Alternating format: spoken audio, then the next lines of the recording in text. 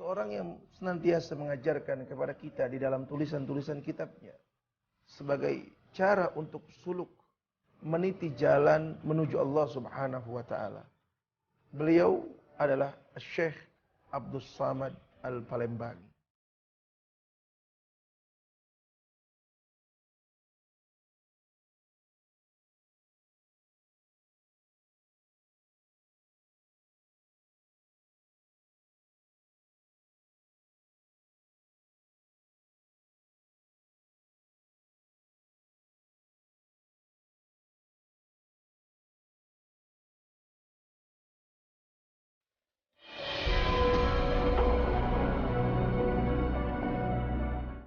Assalamualaikum warahmatullahi wabarakatuh.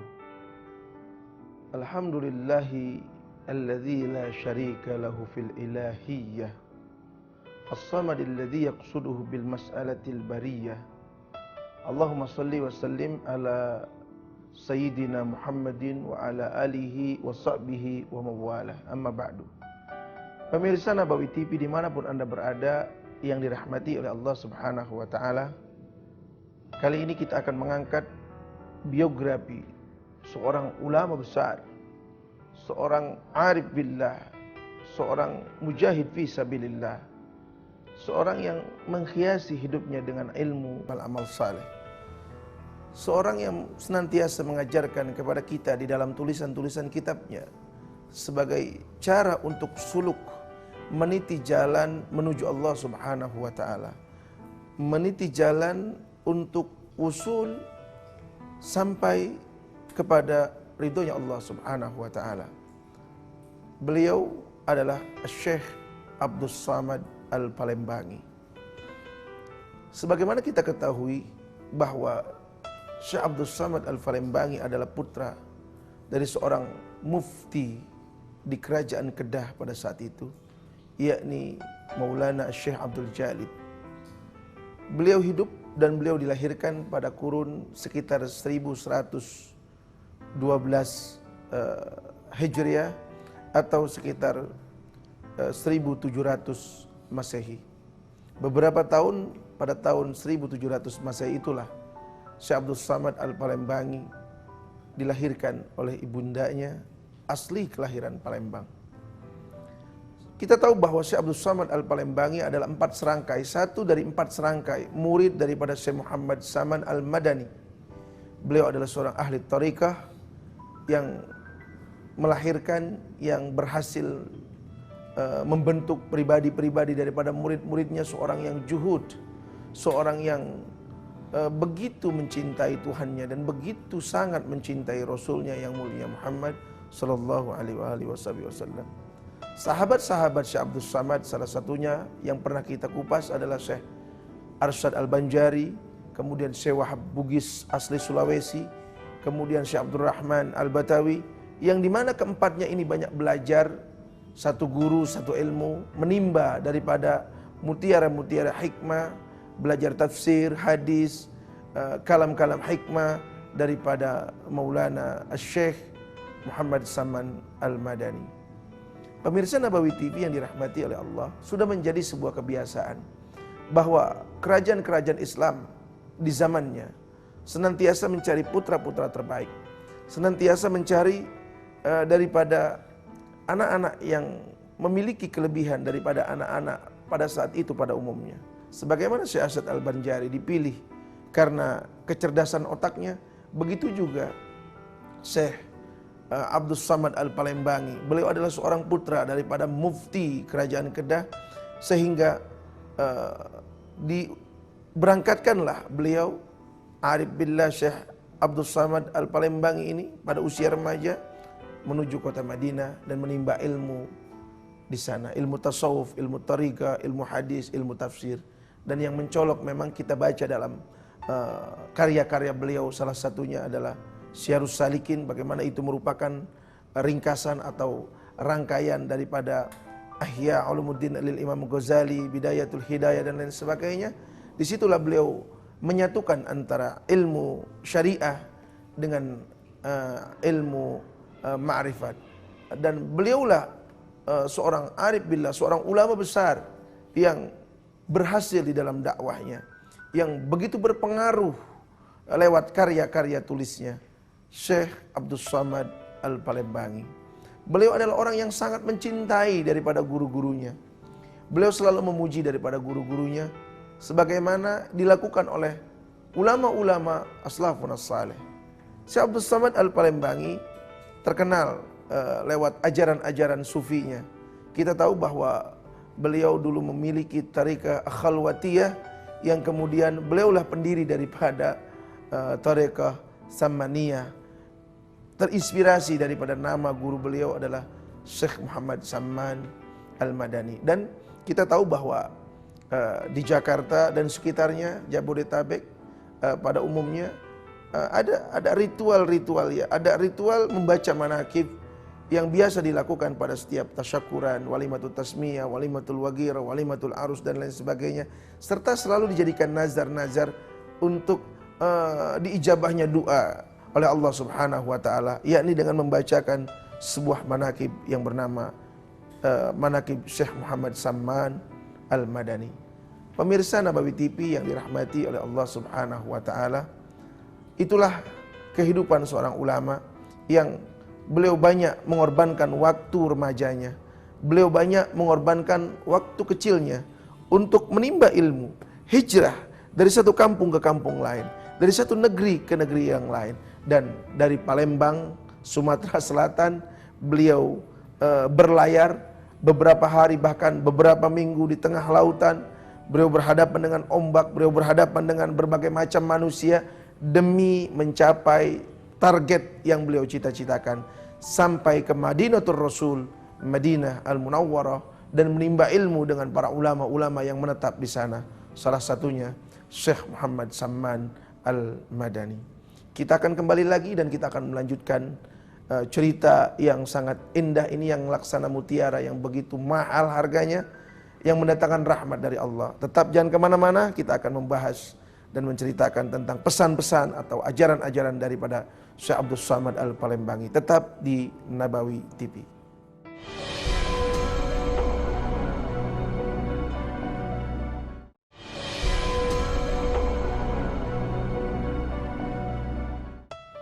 Pemirsa Nabawi TV dimanapun Anda berada yang dirahmati oleh Allah, kita kembali lagi.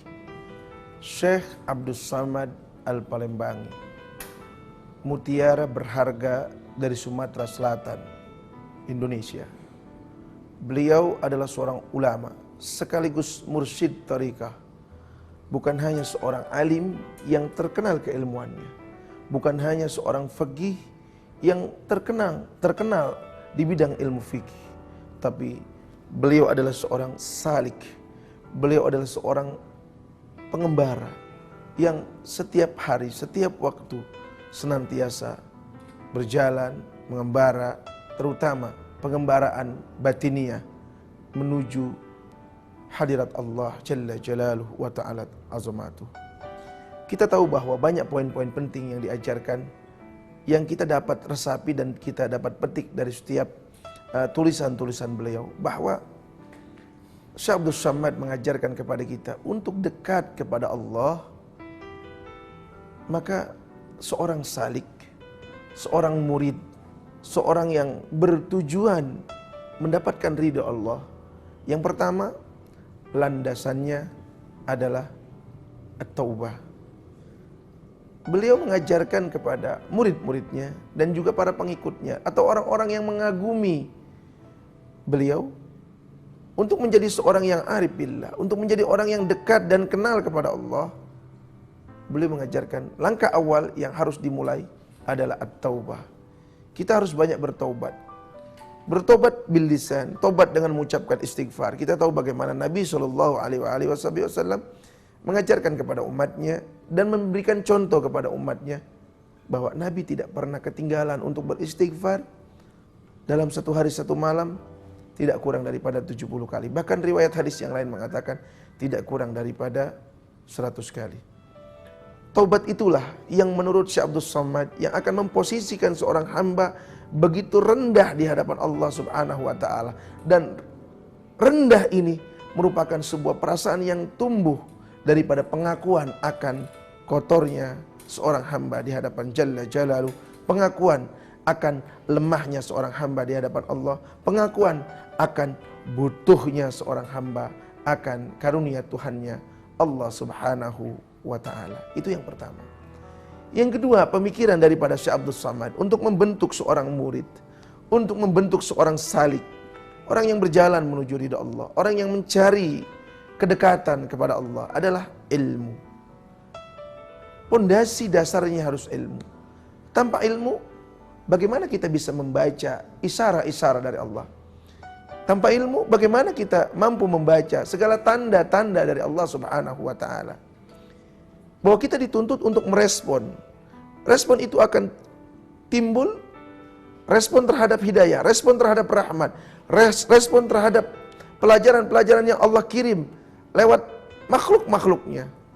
Hanya bisa dimiliki bagi orang-orang yang memiliki ilmu. Sebab dengan ilmu, orang itu akan tahu mana yang hak, mana yang batil, mana yang dicintai dan mana yang dibenci, mana yang mendatangkan keriduan dan mana yang mendatangkan kebencian. Inilah ajaran yang kedua dalam suluknya Syekh Abdul Samad Al-Palembangi yang kita baca dalam kitab-kitab tasawufnya, yang kita baca dalam kitab-kitab sebagai bimbingan daripada murid-murid yang ingin dekat dan lebih dekat kepada Allah, bahwa kita tidak boleh lepas daripada ilmu. Kita wajib untuk hadir ke majlis taklim, sebab ilmulah yang dijanjikan oleh Allah. Orang-orang yang berilmulah orang-orang yang dijanjikan oleh Allah. Yarfa'illahu alladhina amanu minkum walladhina utul ilma darajat. Syekh Abdul Samad memiliki kerangka sendiri untuk mencapai, untuk membentuk seorang murid, seorang salik yang dekat kepada Allah dan mencapai apa yang dia cita-citakan. At-taubah, dia harus bertaubat. Yang kedua, dia harus berilmu. Dan yang ketiga selanjutnya adalah dia harus beramal. Mengamalkan apa yang dia telah ketahui. Menjauhi dan bentuk daripada pengamalan itulah dari apa-apa yang dilarang oleh Tuhannya, yang mendatangkan kebencian daripada Tuhannya. Sebab kalau hanya ilmu saja, tidak ada action, tidak ada haroka, tidak ada pergerakan, tidak ada pembuktian, maka bisa jadi bahwa yang tadinya kita mengaku beriman, iman kita dikatakan dusta oleh Allah Subhanahu wa ta'ala. Yang katanya kita mengaku Islam, bahwa Islam kita hanya pura-pura di hadapan Allah Subhanahu wa ta'ala. Jadi taubat, ilmu, amal harus berjalan secara selaras. Barulah yang ketiga, Syekh Abdul Samad Al-Palembangi dalam pesan-pesannya untuk mencapai target dalam perjalanan kita, wusul ilallah, sampainya kita kepada Allah Subhanahu wa ta'ala, haruslah bahwa ilmu yang kita miliki dan kita amalkan disertai dengan keikhlasan, disertai dengan kebersihan hati, bahwa apa yang kita lakukan, apa yang kita kerjakan, apa yang menjadi amal-amal kita, imtithalul awamir wajtinabun nawahi, mengerjakan perintah siapa dan karena siapa, menjauhi larangan siapa dan karena siapa, mengerjakan perintah karena Allah, mengerjakan perintah dan perintahnya Allah, menjauhi larangannya Allah dan menjauhi larangan, itu semua dipersembahkan karena Allah Subhanahu wa ta'ala. Itu adalah wujud daripada ikhlas. Jadi pelatihan diri, pelatihan jiwa yang selanjutnya yang diajarkan oleh Syekh Abdul Samad Al-Palembangi terhadap para pengikutnya, terhadap murid-muridnya, terhadap orang-orang yang meniti di belakang jalan beliau adalah keikhlasan. Tanpa keikhlasan, seseorang mustahil akan sampai kepada wusul ilallah, kepada keharibaan Allah Subhanahu wa ta'ala, kepada sebuah kelezatan beribadah karena Allah Subhanahu wa ta'ala. Kita akan lanjut lagi pada sesi selanjutnya. Para pemirsa, jangan kemana-mana, tetap dalam Nabawi TV.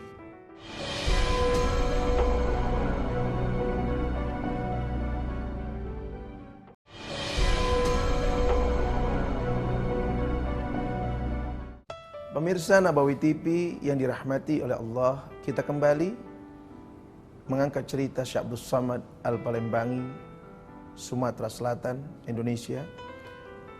Kita sampai pada di mana bicara tentang pemikiran-pemikiran beliau dan cara beliau membimbing daripada murid-muridnya. Dan ini adalah hikmah dari setiap kita bercerita tentang orang-orang saleh. Bukan hanya kita ingin mengetahui asal usulnya, tetapi ada yang lebih penting daripada itu semua. Kita ingin mengetahui apa saja yang sekiranya membuat kita terinspirasi. Bagaimana Al-Quran menceritakan tentang nabi-nabi terdahulu. Al-Quran menceritakan tentang orang-orang saleh di zaman dahulu. Bagaimana Al-Quran menceritakan tentang Luqmanul Hakim. Bagaimana Al-Quran menceritakan tentang Dzulqarnain dan lain sebagainya. Yang semuanya itu seyogianya lah dapat kita petik pelajaran sehingga menginspirasi hidup kita agar kita bagaimana caranya lebih dekat lagi sebagaimana mereka mendekat kepada Allah Subhanahu wa taala dalam kondisinya masing-masing, dalam keadaannya masing-masing. Keadaan Nabi Sulaiman tentu saja berbeda dengan keadaan Nabi Allah Ayub alaihissalam. Keadaan Nabi Allah Musa tentu saja berbeda dengan keadaan Nabi Allah Yusuf alaihissalam. Yang kesemuanya itu akan menjadi saksi, akan menjadi sebuah alasan nanti ketika Allah menyidang kita di padang mahsyar. Kita lanjutkan bahwa Syekh Abdul Samad memberikan tip-tip tertentu, memberikan cara-cara untuk kita dekat kepada Allah. Tadi dengan taubat, dengan ilmu, dengan amal, dengan ikhlas. Dan selanjutnya adalah dengan juhud. Juhud kepada dunia. Karena banyak sekali manusia yang dibutakan oleh dunia, sehingga dia buta tidak melihat lagi tanda-tanda kebesaran Allah Subhanahu wa ta'ala. Sebagaimana Nabi dalam pesannya mengatakan, izhad fid dunya yuhibbakallah, wazhad anin nas yuhibbakan nas. Kalau kau mampu memerangi hawa nafsumu untuk tidak jatuh ke pelukan dunia, maka kau akan jatuh ke dalam cintanya Allah Subhanahu wa ta'ala. Subhanallah, kita akan terangkat. Dan kalau kau mampu menjaga dirimu untuk juhud, tidak jatuh ke pelukan manusia, tidak sibuk dengan kepentingan-kepentingan manusia, maka ketahuilah manusia yang akan mencarimu. Artinya bahwa dirimu akan bermanfaat untuk mereka. Inilah juhud yang diajarkan oleh Syekh Abdul Samad Al-Falembangi. Juhud yang tetap mengkedepankan rasionalisme. Sebab kita tahu Al-Imam Ibnu Athaillah mengatakan bahwa iradatuka fit tajbir fit tadbir ma iqamatillahi iyyaka fit tajrid inhitatun anil aliyah. Kesibukan kita terhadap perkara dunia, tidak juhud, sehingga kita meninggalkan ibadah kepada Allah, itu namanya kita terjatuh daripada jurang yang sangat dalam. Dan wa iradatuka fit tajrid ma iqamatillahi iyyaka fit tadbir minasyahwatil khafiyah. Tetapi kalau kita hanya melulu berbicara tentang ibadah yang sifatnya mahdhah dan lain sebagainya, sementara masalah ma'isah kita tinggalkan, masalah usaha duniawi kita tinggalkan, ketahuilah itu dikhawatirkan akan menyimpan syahwat di dalam diri kita. Juhud terhadap dunia bukan berarti tidak memilikinya, kita milikinya, tetapi kita kuasai dan kita salurkan untuk mendekat kepada Allah. Bukan sebaliknya, kita yang dikuasai oleh apa yang kita miliki selain Allah Subhanahu wa ta'ala. Zat yang kita miliki artinya kita sembah, dan zat yang memiliki serta menguasai kita. Subhanallah. Zuhud. Mana ajaran selanjutnya? Ajaran-ajaran Syekh Abdul Samad Al-Falembangi di dalam buku-buku tasawufnya, bagaimana beliau menuntun kita untuk menjadi orang yang sabar. Sabar ini kan terinspirasi daripada cerita-cerita para nabi yang diuji oleh Allah Subhanahu wa ta'ala. Sabar dalam ketaatan, sabar dalam kemaksiatan, menghindar daripada kemaksiatan. Bagaimana Nabi Allah Yusuf alaihissalatu wassalam diuji dengan goda atau bujuk rayu seorang perempuan, istri bangsawan yang cantik dan lain sebagainya. Tapi subhanallah, bekal sabar Nabi Allah Yusuf mampu menghindar dari itu semua. Bagaimana Nabi Allah Ayub diuji oleh Allah dengan penyakit yang menimpa beliau. Dengan sabar dia mampu lolos daripada segala tes dan ujian Allah Jalla Jalaluhu, sehingga menjadi hamba-hamba yang syakur, hamba-hamba yang pandai dan sangat bersyukur kepada Allah Subhanahu wa ta'ala. Jadi sabar dan bersyukur ini merupakan dua elemen penting untuk membentuk pribadi seorang salik, pribadi seorang murid untuk sampai kepada kecintaan Allah Jalla Jalaluhu. Dan inilah yang diajarkan, dan inilah buah pemikiran daripada Syekh Abdul Samad, mengutip, membaca dari berbagai macam hadis, membaca dari berbagai ayat-ayat Al-Quran yang Allah firmankan kepada nabinya tercinta. Dari situlah bahwa diramu, dari situlah diolah dan disampaikan kepada kita semua. Jadi kita bercerita tentang sosok ulama saleh. Kita bercerita tentang sosok ulama alim dan amil, orang yang mengerjakan dan mengamalkan dari setiap ilmu yang diketahuinya.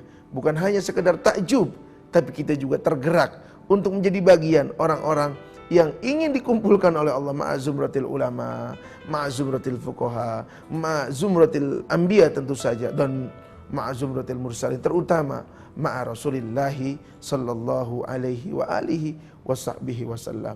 Masya Allah, kita patut bangga bahwa negeri kita tidak pernah kering, negeri kita tidak pernah kosong untuk melahirkan ulama-ulama kaliber yang mereka menguasai berbagai macam disiplin ilmu, yang mereka bukan hanya membuat takjub mata kepala kita dengan membaca daripada tulisan-tulisannya, dengan mendengar dari pesan-pesan yang disampaikan oleh murid-muridnya, tetapi kita juga merasa takjub lewat mata batin kita, lewat nurani kita, dan rohani kita tergerak untuk mengambil seteguk air demi menghilangkan dahaga spiritual kita, yang itu semua akan membimbing kita menuju Allah Subhanahu wa ta'ala. Mudah-mudahan di Sumatera sana, di Palembang sana, lahir kembali Abdus Samad yang muda, yang tergerak untuk meneruskan perjuangan dakwah beliau, yang tergerak untuk melestarikan daripada ajaran-ajaran beliau, yang tergugah untuk menghidupkan kembali segala apa wasiat-wasiat beliau demi izzul Islam wal muslimin, demi kemaslahatan kita umat Islam pada khususnya. Dan tentu saja bukan hanya perasaan bangga, kita juga bersyukur kepada Allah Subhanahu wa taala bahwa negeri kita adalah negeri yang kaya. Bukan hanya kaya akan buah-buahan, bukan hanya kaya dengan pohon-pohonan, tapi kaya melahirkan ratusan, puluhan ulama-ulama yang mereka menguasai ilmunya dan mereka mengamalkan dari setiap apa yang mereka ketahui. Dan itulah warasatul anbiya, itulah wujud dari para pewaris Nabi dan pewaris Nabi kita Muhammad sallallahu alaihi wasallam, pewaris yang memberikan harta warisan kepada kita. Ini amanat dari Allah, amanat dari Rasulullah, amanat dari para sahabatnya, amanat dari para salafun saleh, dan amanat itu sekarang sampai kepada kita. Tidak ada kata lain selain kita baca, selain kita pahami, selain kita mendengar, selain kita pelajari, dan kita tunduk patuh terhadap apa-apa yang diajarkan oleh beliau. Sebab dengan kepatuhan itulah kita akan menjadi orang-orang yang mendapatkan naungan rahmat dan kasih sayangnya Allah Subhanahu wa ta'ala. Bukan menjadi generasi-generasi yang kritis, dan kritisnya berdasarkan takabur, kritis yang berdasarkan kesombongan, kritis yang berdasarkan merasa lebih pintar daripada mereka orang-orang tua kita, daripada mereka aslafun saleh, daripada mereka orang-orang yang telah mendahului kita, yang pastilah kalau seandainya mereka sekarang hidup di zaman ini, keilmuan mereka, kepandaian mereka, kecerdasan mereka akan membuat kita tidak berdaya, akan membuat kita diam 1000 bahasa. Karena kita jangan dibandingkan dengan mereka, para ulama-ulama salaf. Jangan kita dibandingkan dengan para tabi'in, para sahabat. Kita dibandingkan dengan sebutir debu yang menempel di bawah tapak kaki kuda, yang di atasnya sedang duduk ulama-ulama, arif billah, mujahid fisabilillah, orang-orang yang ikhlas dalam mengamalkan ilmunya. Sungguh debu yang ada di bawah telapak kaki kuda yang di atasnya sedang duduk ulama-ulama salafun saleh itu lebih mulia ketimbang kita yang hina. Mudah-mudahan kehinaan inilah yang mengangkat derajat kita di hadapan Allah, karena kita merasa bahwa kita bukan apa-apa tanpa jasa mereka. Laula murabbi ma arafna rabbi. Kalaulah bukan karena jasa para pembimbing kita, para pembimbing yang mata rantainya sampai kepada Rasulullah sallallahu alaihi wasallam, kalaulah bukan karena jasa mereka, pasti dijamin kita tidak akan pernah mengenal Allah Subhanahu wa ta'ala. Kita tidak akan pernah menjadi bagian orang-orang yang menyembah Allah. Na'udzubillah wal iyadzubillah min dzalik. Mudah-mudahan apa yang saya sampaikan ada manfaatnya. Hadanallah wa iyyakum ajmain. Mohon maaf atas segala kekurangan. Wassalamualaikum warahmatullahi wabarakatuh.